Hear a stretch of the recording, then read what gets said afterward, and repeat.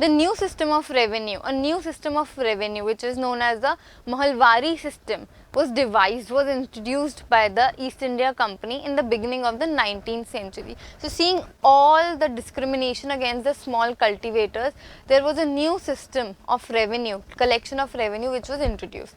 Let's have a look what it is. So the company officials felt that the system of revenue had to be changed again because it was getting stagnant and negative and toxic for everybody. In the northwestern provinces of the Bengal Presidency, only in the Bengal state, which were the northwestern provinces or towns, what happened there? An Englishman called Holt Mackenzie devised this new system of revenue. So now what happened, that a new Mahalwari system of collection of revenue was implemented. Where was it implemented? It was implemented in the Bengal Presidency, and even in that only in the northwestern provinces. Who did that? Who was behind this implementation? It was Holt Mackenzie. Now, as directed by him, now what were his directions? How did he implement it? The collectors went from village to village. They went from one village to another village to another village, inspected the land. So the land on which there was cultivation going on, they inspected the land in terms of area. The area was measured, recorded, what were the customs and rights of different groups. So what were the customs of practicing and cultivating? Because for example, you sow the seeds, you put the seeds and the crop in one season, in the other season the harvest is done. And behind that also there is a lot of celebration, custom and rites involved. So they did a survey on that. The estimated revenue of each plot within a village was added to calculate their revenue that each village or mahal had to pay. Now it was not only for cultivators, small cultivators, it was for the whole village. So how did they do it? They estimated the revenue of each plot. For example, I have a plot, I have a piece of land and I am cultivating on it.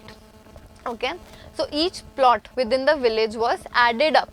So they were cumulative, they added the revenue of each plot in the whole village. So for example, if I am cultivating on one land plus your land plus your friend's land, all the revenue from each land would be cumulated, would be added, and then the value of the venue would be divided for each village. Okay, and that was only to be paid. Now this demand was to be revised periodically. So of course with changing time, with inflation, the rent had to increase. So this value would change periodically, increase periodically.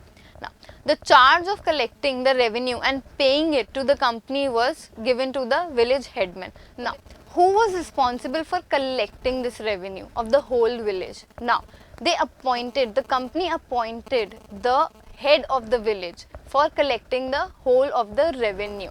Now the zamindars, they were freed up from the responsibility of collecting this revenue. So the village headman was asked to collect the whole of the revenue of the village. This system was known as the Mahalwari system or settlement. Now as we have discussed, what was Mahalwari settlement? What happened in that? So the village headman was appointed to collect the revenue. How was the revenue collected? The revenue or the income generated from each plot was added up. Each plot in the village was added up, and then one single value of revenue was made for one village. With each period, this value and demand changed, and the village headman had to collect this revenue. So these are three important points which we have to keep in mind. Now the other system was the Monroe system. It was different from the Mahalwari system. Now these are the different methods. In the Monroe system there were different methods for collecting revenue. These were essential because everybody coming from different parts of India and the subcontinent, from the different parts of the presidency, they had different cultures, customs of growing crops, etc.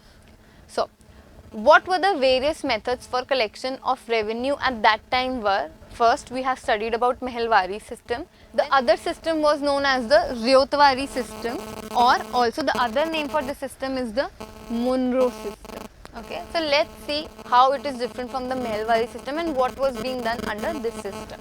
So The first thing is that under the Munro system or the Ryotwari system, so in all the British territories of the southern part of India, okay, they had a similar system. It did not vary from one estate to another estate. It was similar, it was unanimous, and a permanent settlement existed. Okay, so apart from this, the new system, it is known as the Ryotwari system, as you see here.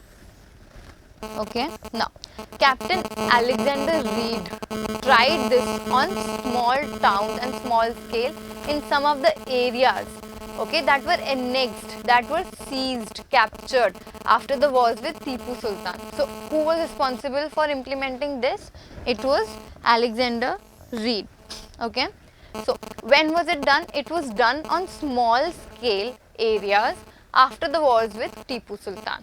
Reed and Munro felt that, so there was also another person who was Munro, and both of them, they felt that in southern part of India there was no traditional zamindar. Zamindari system was only a concept in north part of India, but in southern part there were no zamindars. So the settlements had to be made directly with the cultivators. Okay, so all the revenue was collected directly from the cultivators, or known as ryot. Okay, so who had tilled the land or cultivated it for generations. So it was not just one cultivator or two cultivators, it was the whole family, the generations who have worked on the land and cultivated it. So every dealing was done by them. The fields of cultivators had to be carefully and separately surveyed. Every survey was done. It was measured, the quality of soil, the seasons, the crops favorable to be grown there. Everything was surveyed, and assessment of revenue was done only after that. So here is a picture of Thomas Munro, who was governor of Madras at that time. So the name of the Munro system is derived from Sir Thomas Munro, who was responsible for implementation of this. So here you can see a picture of Sir Thomas Munro, who was responsible for implementation and introduction of the Munro system of revenue. He was the governor of Madras. So now you know the word Munro system is derived from his name. Now with each system comes different kinds of problems. So with Munro system also we had some challenges. There were few problems which was faced by the company as well as the cultivators. So these all are listed down here. We'll discuss each and every problem in detail. Now the first system, what was the first system which was caused by new Munro system was, then let's see, the first problem was with the revenue. The first problem was with the revenue. So within the few years of the implementation of Munro system, it was felt that all was not well with it. The revenue which was collected, the revenue officials which were appointed, it was not all well with them. So the revenue officials, they fixed a very high revenue for cultivators. So the first and foremost problem faced in terms of revenue was that the revenue officials, person who was responsible for surveying the land and fixing a particular revenue that had to be collected, that revenue demand was very high and small cultivators could not pay it. So it was very high. Then the next thing was that peasants, they were not able to pay. Of course, if you will be charged 1000 rupees for a pen, will you be able to afford it? Not at all.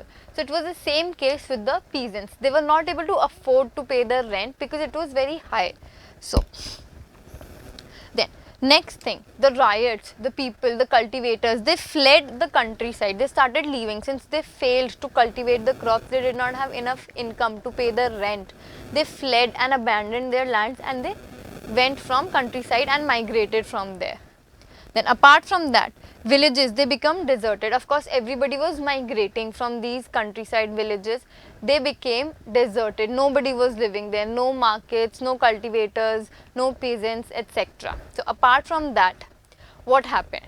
It was felt that a new system would transform this old revenue system, and the sole idea or ideology for implementing the Munro system was that it would transform small cultivators and landless farmers to rich farmers. But again, the too high demand of rent failed to do so. So as you see in the last point, that the new system would transform the peasants into rich farmers, but it failed, completely failed, despite best efforts of the officials and cultivators.